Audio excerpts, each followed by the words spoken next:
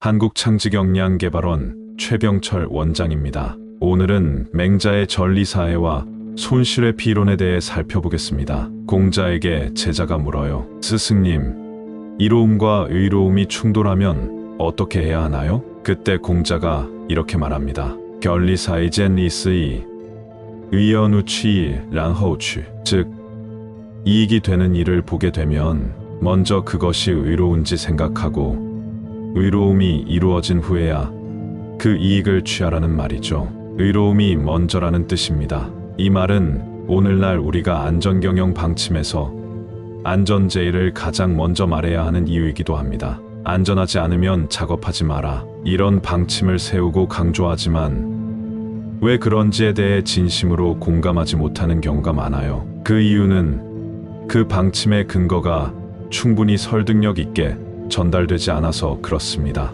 사실 안전관리라는 건 이익과 의로움이 충돌할 때 의로움을 선택하는 일입니다. 이익은 굳이 말하지 않아도 사람들 스스로 잘 챙기게 되어 있어요. 그래서 안전을 책임지는 사람은 더욱더 의로움에 무게를 두고 일할 수밖에 없습니다. 하지만 의로움을 선택하라는 논리는 현실에서 설득력이 약할 수밖에 없죠. 예를 들어 공사비를 절감하고 공사 기간을 단축하는 일은 당연히 이익이 됩니다. 잠깐이면 끝날 작업에 안전관리비를 투입해야 한다면 얼마나 갈등이 생기겠어요? 어쩌면 100만 원짜리 작업을 위해 1000만 원의 안전시설이나 인건비를 써야 할 수도 있죠. 그럴 때마다 떠올려야 할 말이 바로 이겁니다. 결리사에 의연우취. 일단 그렇게 해야 합니다. 그래야 그 1000만 원의 비용을 통해 어떻게 하면 더 생산성을 높일 수 있을지 고민하게 되니까요. 우리는 종종 이렇게 말하곤 하죠. 역사는 반복된다. 수많은 역사적 사건에서 배웠으면서도 사회는 결국 같은 시행착오를 또 저지릅니다. 왜냐하면 배움만으로는 그 고통을 진짜로 체감하지 못하기 때문입니다. 결국 개혁된 척만 하게 되죠. 마찬가지입니다. 요령을 쓰거나 적당히 편법을 통해 결과를 얻다 보면 그게 최선처럼 여겨지고 결국 관행이 되어버립니다. 처음엔 다소 무리처럼 느껴질 수 있어요. 하지만 원칙을 지키고 나아가면 그 안에서 또 다른 해답을 찾아내게 됩니다. 그래서 돌아가는 것 같지만 결국은 더 빠르고 바른 길로 가게 되는 거죠. 많은 사람들이 이 말에 고개를 끄덕이긴 해도 실제로 이로움을 멀리하고 의로움을 선택하는 일은 정말 어렵습니다. 수많은 위대한 리더들조차도 이 한계를 넘지 못해 무너지는 경우를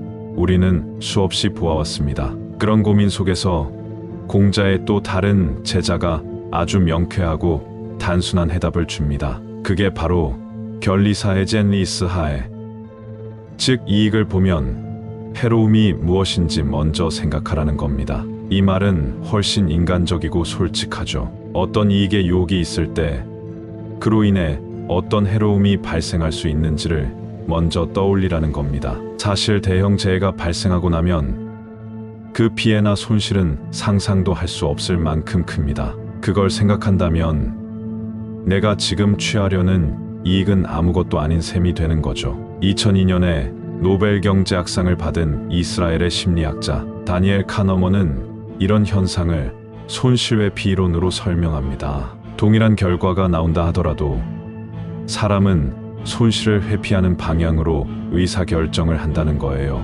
예를 하나 들어볼게요. 길을 걷고 있는데 누군가 다가와서 게임을 제안합니다. 1만 원을 드릴게요. 그리고 동전을 던져서 앞면이 나오면 받은 1만 원을 돌려주시고 뒷면이 나오면 2만 원을 더 드리겠습니다. 이렇게 말했는데 참가자의 90%가 게임을 거부했다고 합니다. 사람들은 불확실한 이익보다 확실한 손해를 더 크게 인식한다는 겁니다. 결국 사람들은 이성적이고 합리적인 판단보다는 손해를 피하려는 쪽으로 결정을 하게 된다는 거죠. 이쯤 되면 이런 생각도 들어요. 맹자가 노벨 경제학상을 받았어야 하는 거 아냐? 이 손실의 비론은 마케팅에도 많이 활용돼요. 그래서 많은 충동 구매를 유발하죠. 예를 들어 수박 반 통을 8,000원에 팔고 한 통은 12,000원에 팔면 대부분이 한 통을 선택하게 됩니다. 이처럼 사람의 심리, 특히 손실을 피하고 싶은 마음을 자극하는 방식은 안전관리에도 적용해 볼 수 있습니다. 결국 견리사회의 심리가 작동되게 만들어야 한다는 거죠. 이익을 보기 전에 그로 인해 생길 수 있는 해로움을 떠올리게 만드는 것, 이것이야말로 안전관리의 수준을 끌어올릴 수 있는 중요한 전략이 될 수 있습니다.